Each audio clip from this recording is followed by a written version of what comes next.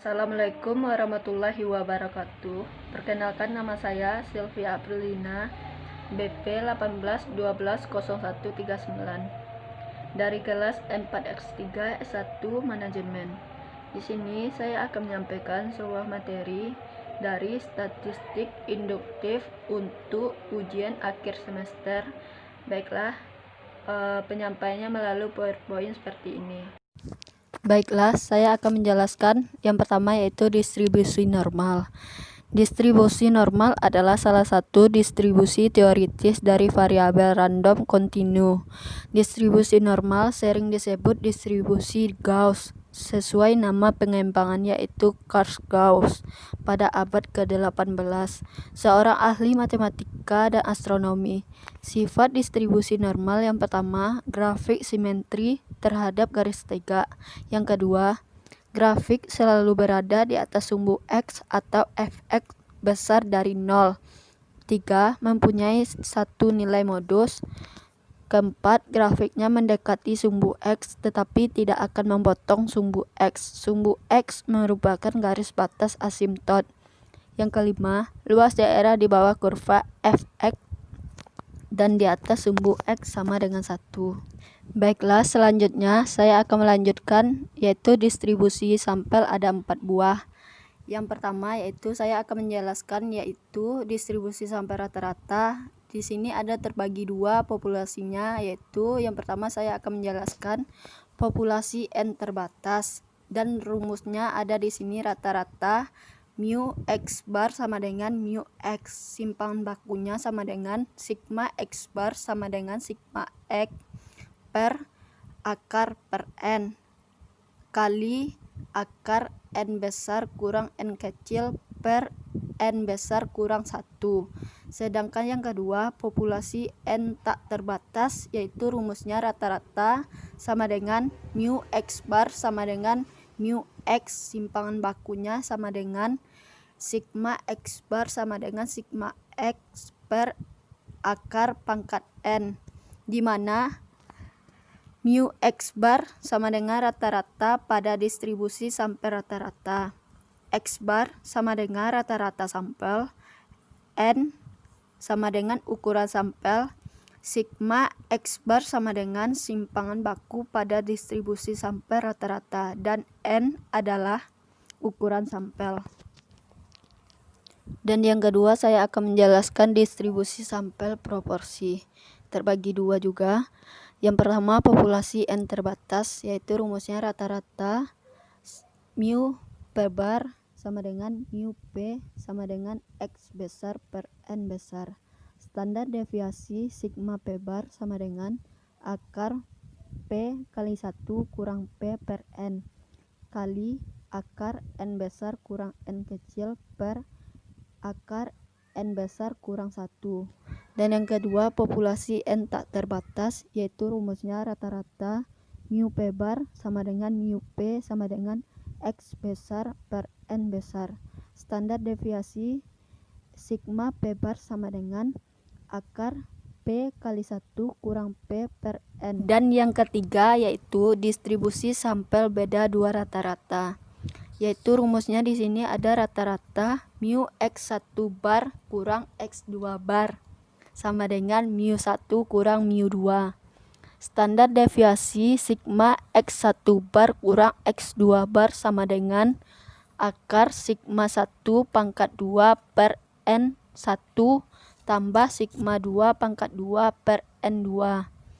Bila proporsi n terbatas dan populasi n tak terbatas, yaitu Z sama dengan X bar 1 kurang X bar 2 kurang mu1 kurang mu2 per akar sigma 1 pangkat 2 per N1 tambah sigma 2 pangkat 2 per N2.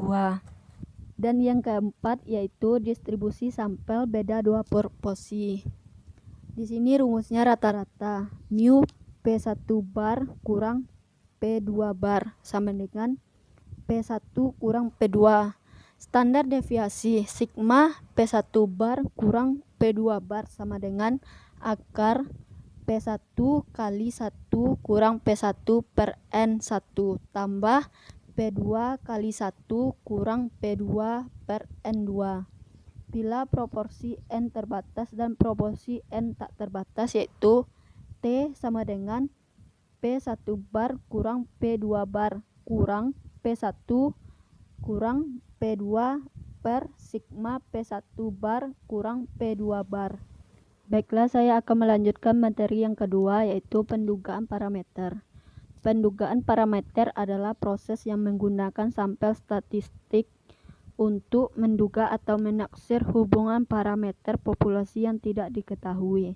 Pendugaan parameter diwujudkan dalam pembentukan selang kepercayaan karena hampir tidak pernah ditemukan nilai statistik tepat sama dengan nilai parameter.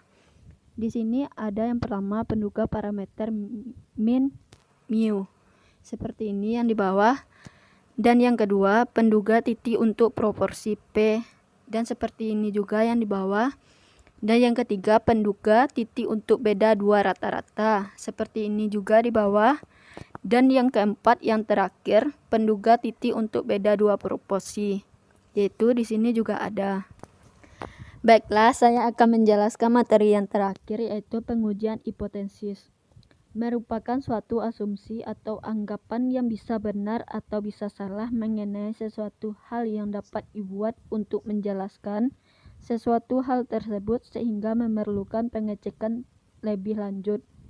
Yang kedua, langkah atau prosedur yang dilakukan dengan tujuan untuk memutuskan apakah kita menerima atau menolak hipotesis mengenai parameter populasi. Yang kedua, langkah pengujian hipotesis. 1. Menetapkan hipotesis HO dan HH. 2. Menetapkan taraf nyata. 3.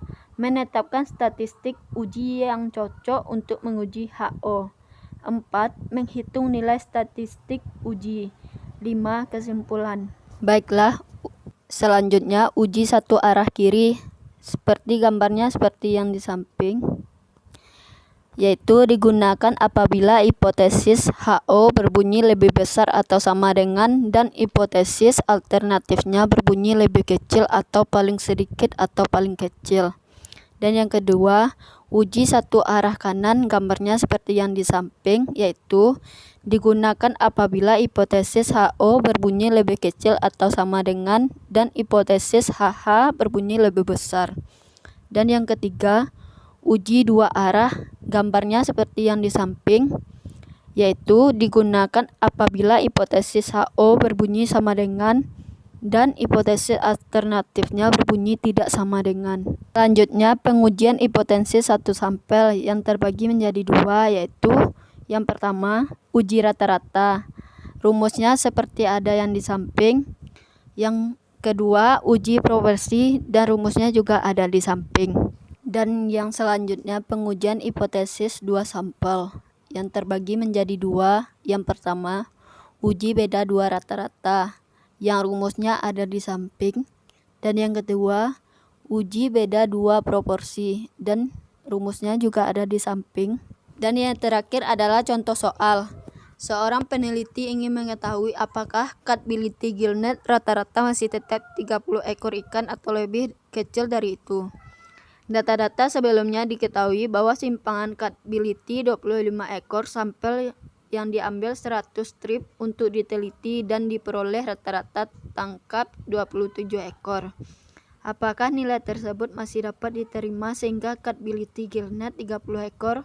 Ujilah dengan taraf nyata 5%. Baiklah, cara penyelesaiannya diketahui N sama dengan 100, sigma sama dengan 25, delta sama dengan 5%, X sama dengan 27, mu 0 sama dengan 30.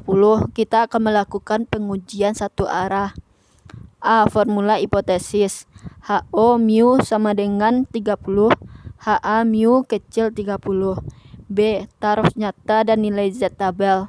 Delta sama dengan 5%, Z 0,05 sama dengan min 1,65 uji sisi kiri. C. Kriteria pengujiannya. HO diterima jika Z0 besar sama min 1,65. HO ditolak jika Z0 kecil min 1,65.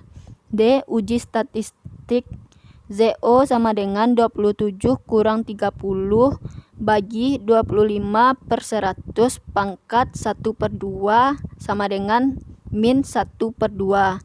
Maka Z0 besar min 1,65 HO diterima. Kesimpulannya, catability gelnet sebesar 30 ekor. Baiklah, hanya itu yang dapat saya sampaikan dari materi statistik induktif. Jika ada kesalahan, mohon maaf. Assalamualaikum warahmatullahi wabarakatuh.